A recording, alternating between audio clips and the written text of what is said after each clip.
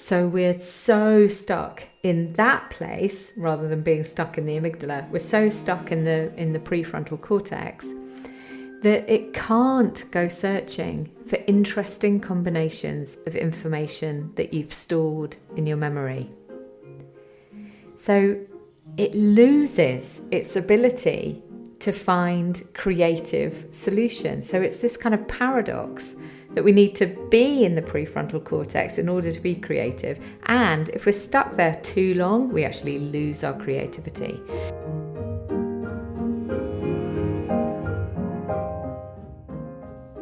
Welcome to the podcast that's all about deepening our self-awareness with profound self-compassion.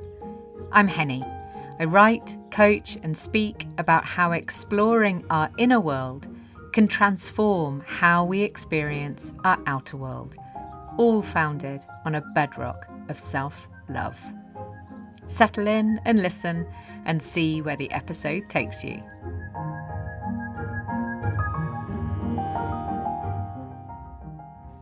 Hi, and welcome back to episode 2 of season 10. Gosh, how did we get here? And today I want to talk about the importance of taking a break. I've also just realised that my voice was a bit like, oh gosh, how did we get here? What it really meant was, oh wow, how did we get here? Gosh, what an incredible number of words have been spoken on this podcast so far, and such a huge number of people whose ears have been lent toward it too. So as ever, thanks for being here. Thanks for listening in. And it's really lovely to be back, actually. So today I thought we could talk about the importance of taking breaks. And if you're in the UK, at least, this might be the same if you're listening elsewhere. Right now, we are, when you hear this, it will be just after Easter. And you may be on a break. If you have school-age children, there might be kids around. You might have taken the opportunity to take some holiday yourself.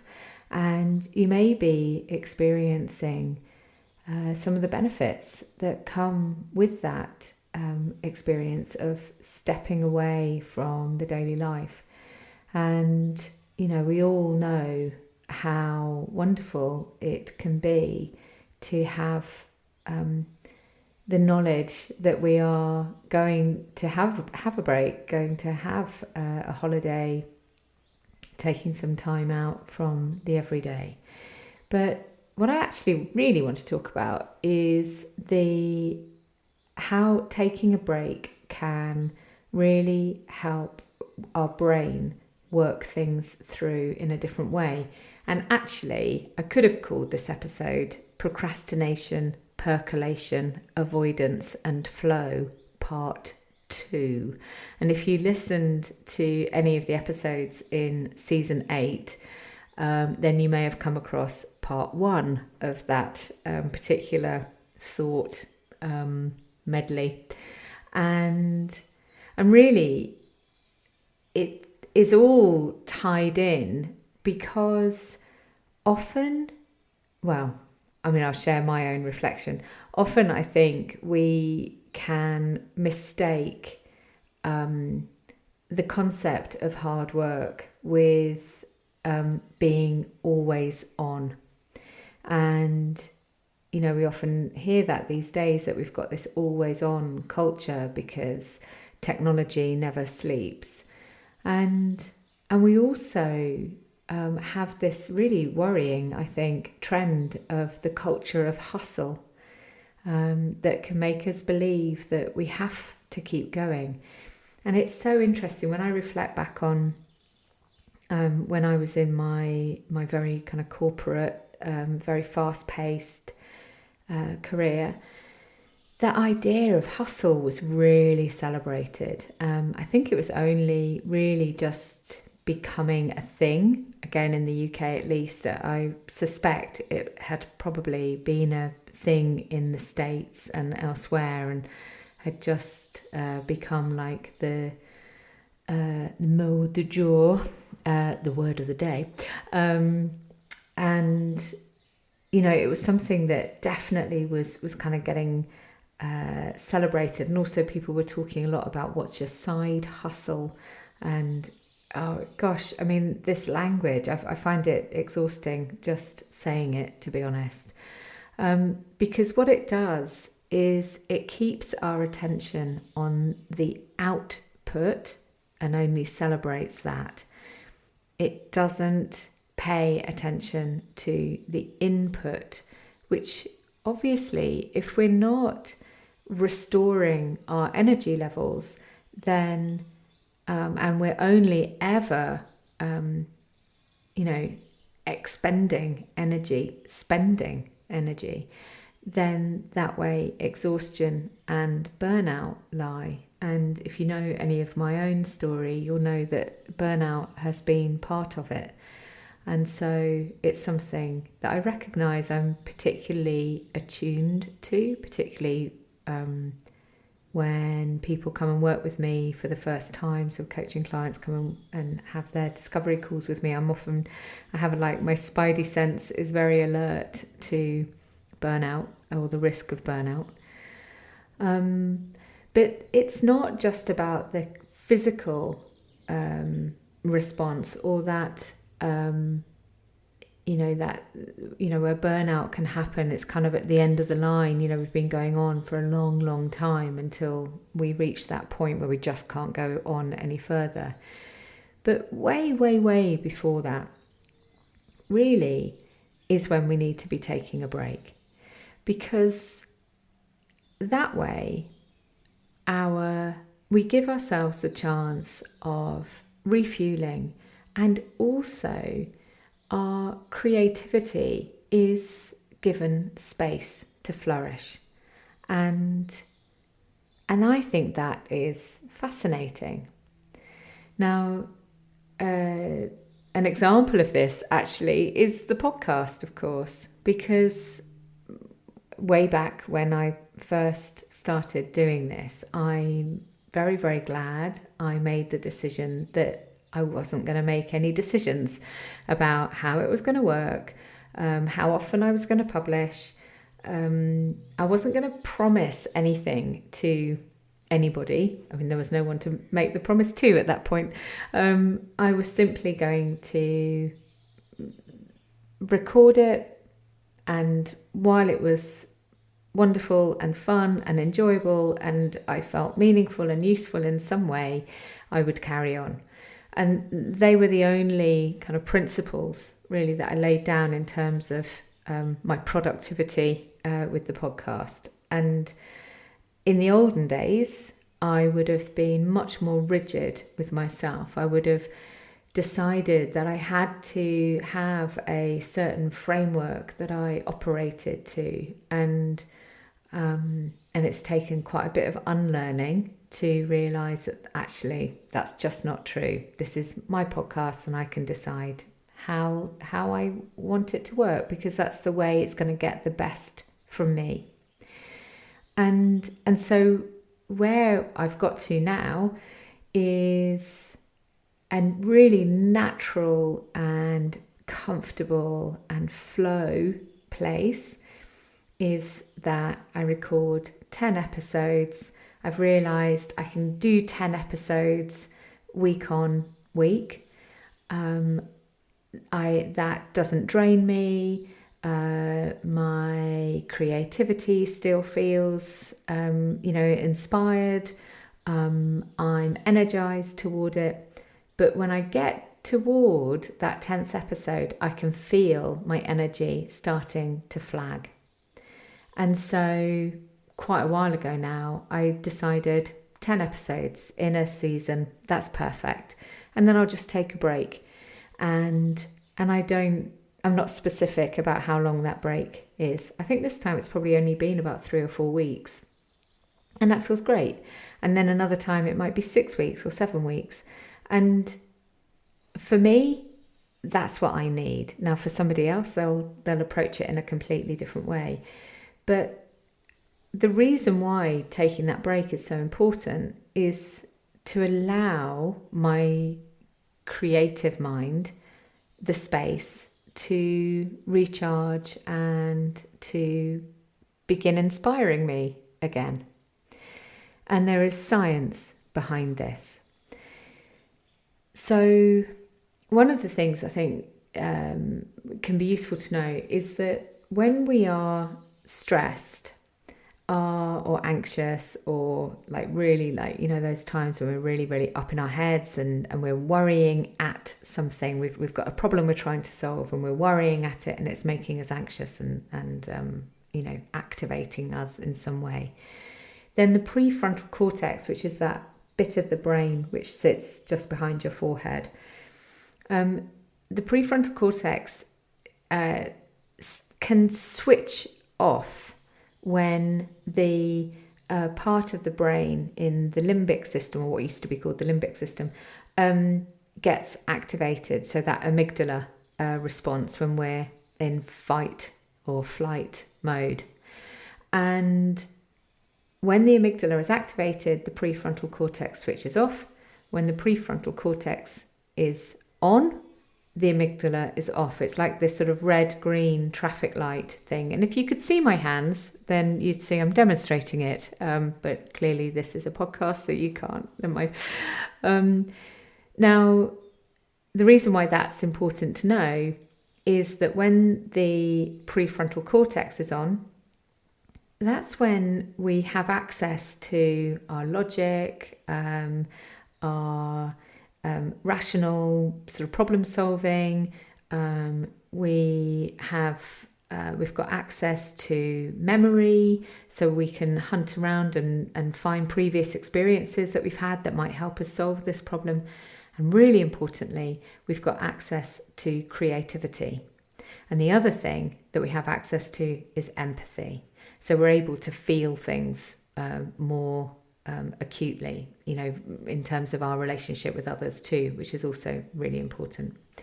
But around this sort of creativity thing, when the prefrontal cortex is switched off, then we also lose that rationality, the logic, the access to useful memories, sort of problem solving kind of memories, and we lose our creativity, and we sink back into that fight or flight or sometimes freeze mode, where we are working with a much more ancient part of the brain. It's a less developed part of the brain, and we can find ourselves just going round in circles. We feel stuck. We might slam our hand down on the desk and just say this is a load of rubbish because we get angry. We might burst into tears because we just think we're useless and we can't do it anymore, so we're getting really upset. So the important thing then is to recognize when we're starting to slip out of that rational, logical, creative part of the brain and into that activated, stressed part of the brain, and do what we can to calm ourselves down, maybe with some lovely breaths, maybe by looking out of the window and looking at the trees, looking at the sky.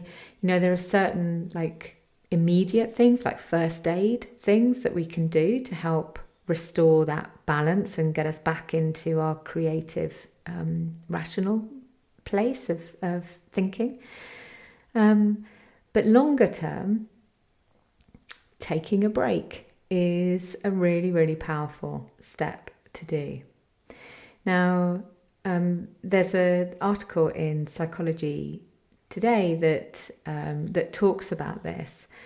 Is the challenge is that when our prefrontal cortex is too focused on the task at hand, so we're so stuck in that place rather than being stuck in the amygdala. We're so stuck in the prefrontal cortex that it can't go searching for interesting combinations of information that you've stored in your memory.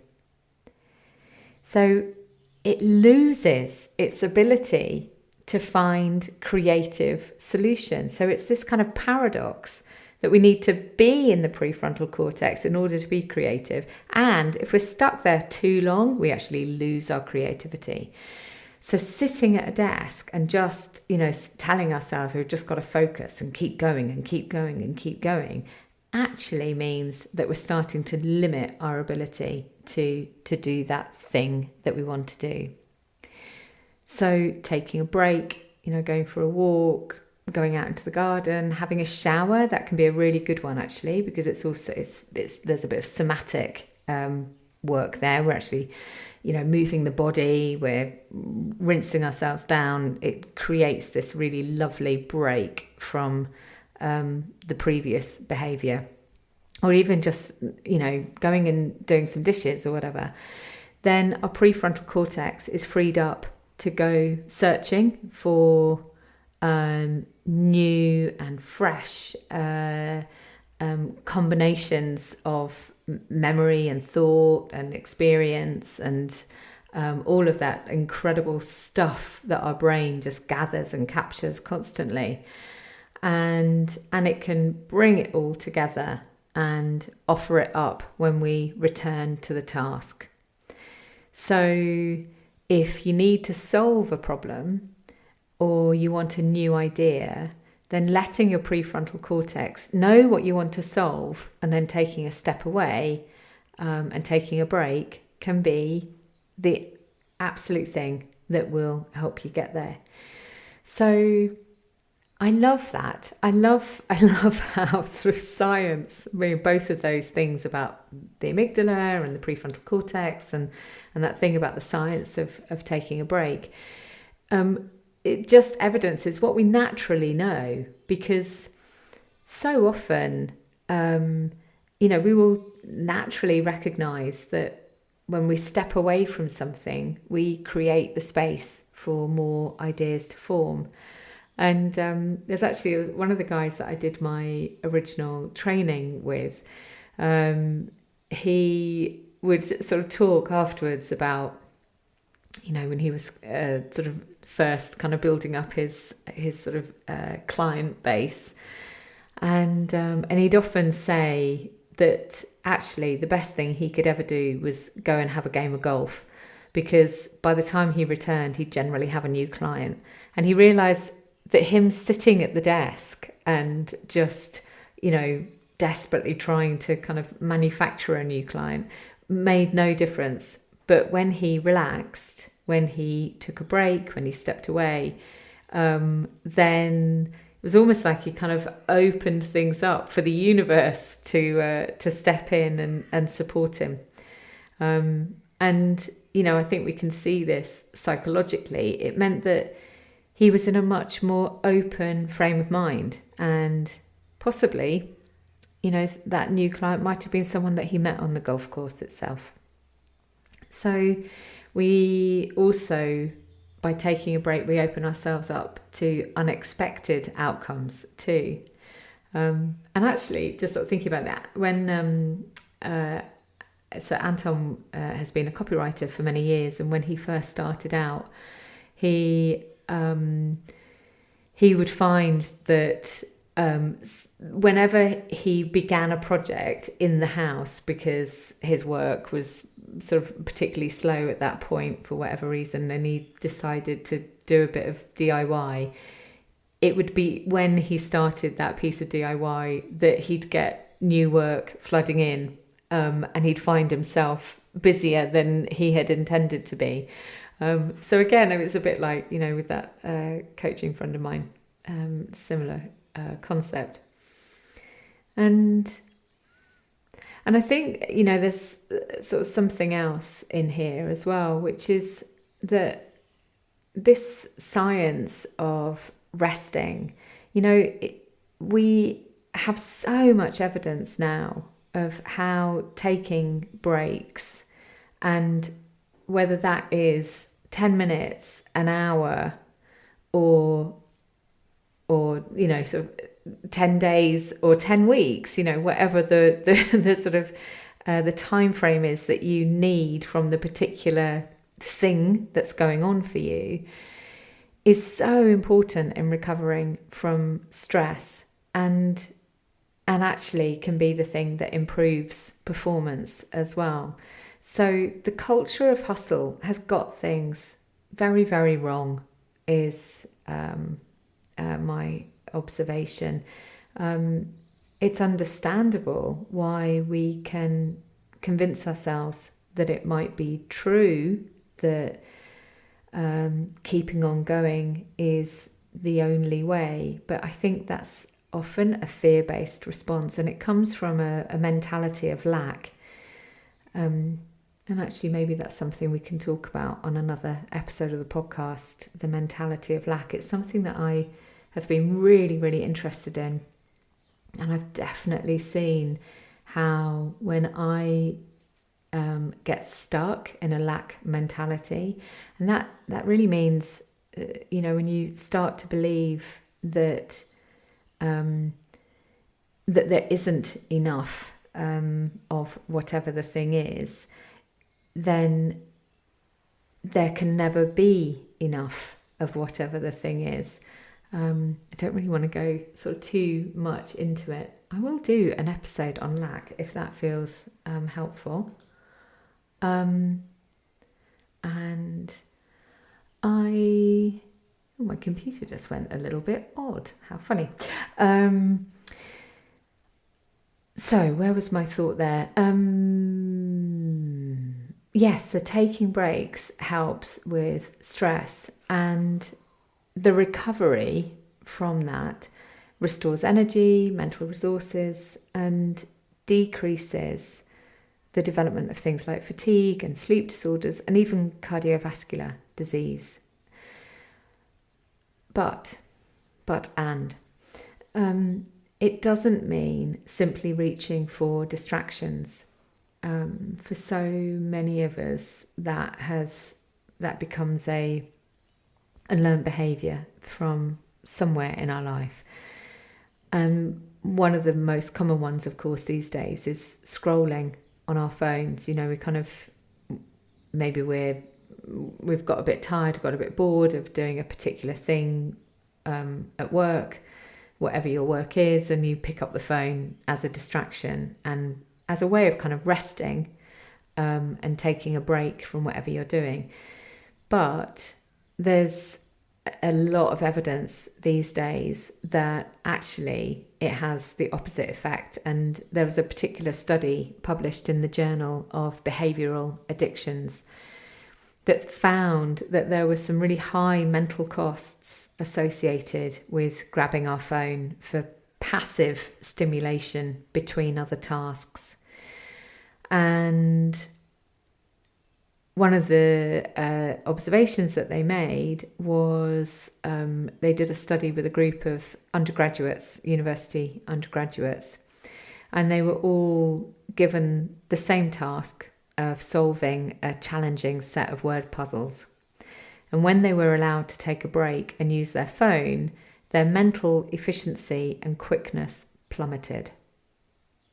I think it's really, really interesting. And actually just reading that has made me reconsider some of my own behaviour. I mean, I definitely do it. I find myself, I'll be like writing something, maybe even writing one of these episodes, and just my brain just sort of flicks off into another zone, and I'll find myself reaching for my phone for some passive stimulation, exactly as that study says, and then expect myself to be able to go back to that same piece of work, refreshed, inverted commas, and able to complete it.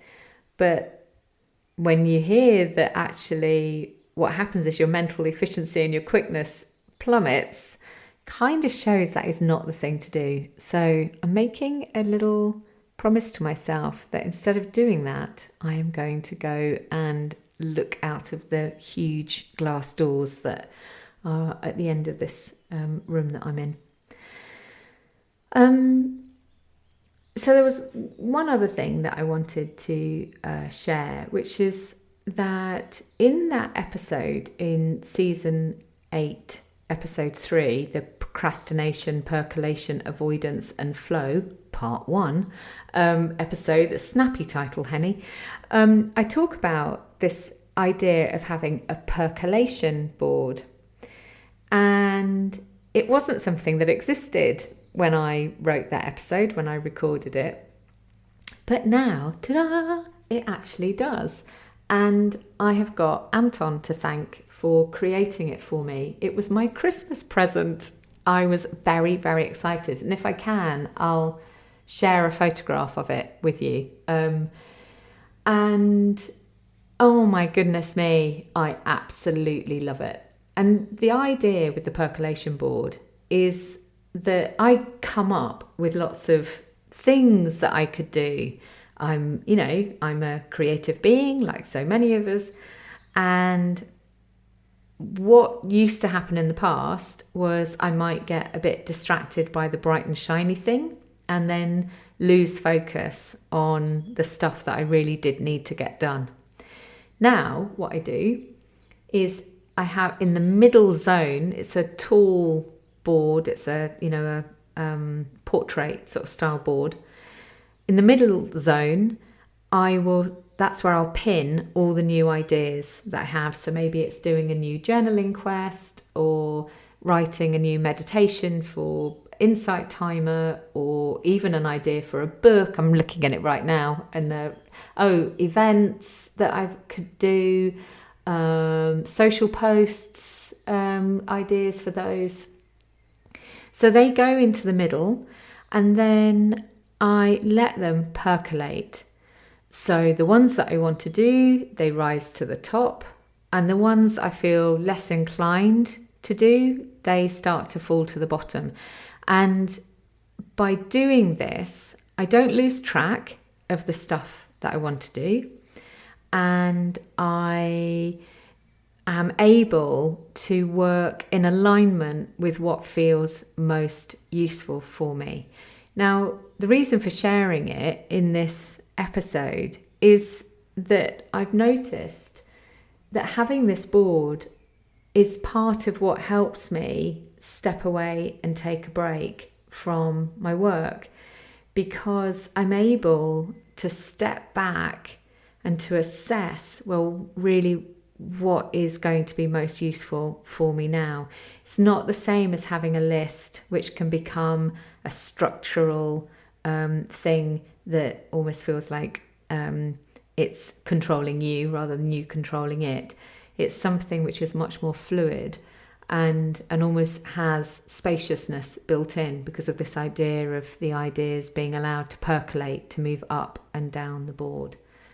If you'd like to know more about the percolation board, I'll happily share with you like how it works and why I think it's useful. So, you can always message me about it.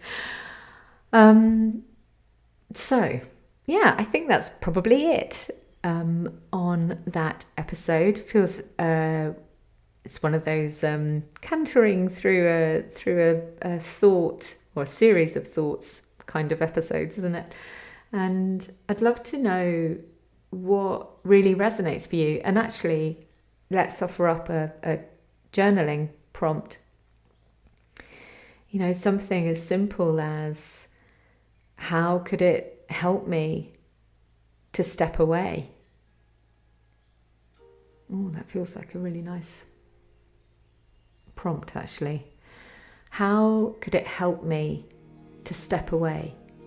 So if you're grappling with something right now, whatever it might be, whether it's a big decision, big life decision that you're making, or if it's a thing that you're working on and you just got a bit stuck with it, then taking 10-15 minutes to journal and asking yourself that question, how would it help me to step away, could be enough of a break, you never know, to allow your creativity, your prefrontal cortex, to do its job and help you solve whatever dilemma you're facing into right now.